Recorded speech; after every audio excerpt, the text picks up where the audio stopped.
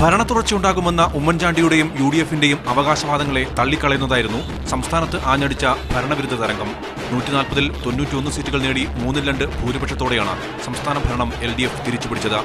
UDF-ന് നേടാനായത് 47 seat മാത്രം. 14 ജില്ലകളിൽ 11 LDF-നൊപ്പം നിന്നു. കൊല്ലം, തൃശൂർ ജില്ലകളിൽ UDF തൂത്തെറിയപ്പെട്ടു. പത്തനംതിട്ട, ആലപ്പുഴ, പാലക്കാട്, കോഴിക്കോട്, കണ്ണൂർ, വയനാട് ജില്ലകളിലും LDF-ന് വ്യക്തമായ മേധാവിത്വം. മലപ്പുറം, എറണാകുളം, കോട്ടയം ജില്ലകളിൽ മാത്രമാണ് UDF-ന് പിടിച്ചു നിൽക്കാനായത്. UDF-ലെ 4 മന്ത്രിമാരും 20 MLA-മാരും തോറ്റത് സർക്കാരിനെതിരായ ജനവികാരത്തിന്റെ ആഴം വ്യക്തമാക്കുന്നു. തൃപ്പൂണിത്തുറയിൽ K. ബാബു M. സ്വരാജിനോട് 4500 വോട്ടുകൾക്കാണ് പരാജയപ്പെട്ടത്.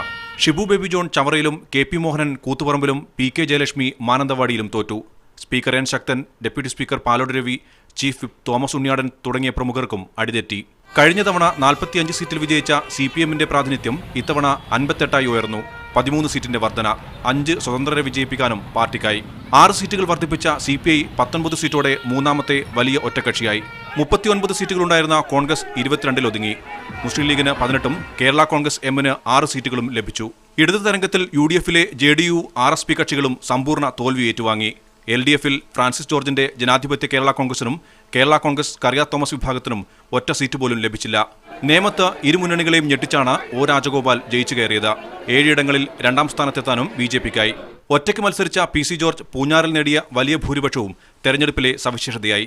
മുഖ്യമന്ത്രി ഉമ്മൻചാണ്ടി, പ്രതിപക്ഷ നേതാവ് VS അച്യുതാനന്ദൻ, പിണറായി വിജയൻ, PK കുഞ്ഞാലിക്കുട്ടി തുടങ്ങിയവർ വൻ ഭൂരിപക്ഷം നേടിയപ്പോൾ പാലായിൽ KM മാണിയുടെ ഭൂരിപക്ഷം വീണ്ടും കുറഞ്ഞു. കേരള കോൺഗ്രസ് നേതാവ് PJ ജോസഫിനാണ് സംസ്ഥാനത്ത് ഏറ്റവും വലിയ ഭൂരിപക്ഷം, 45,587. മീഡിയ 1, തിരുവനന്തപുരം.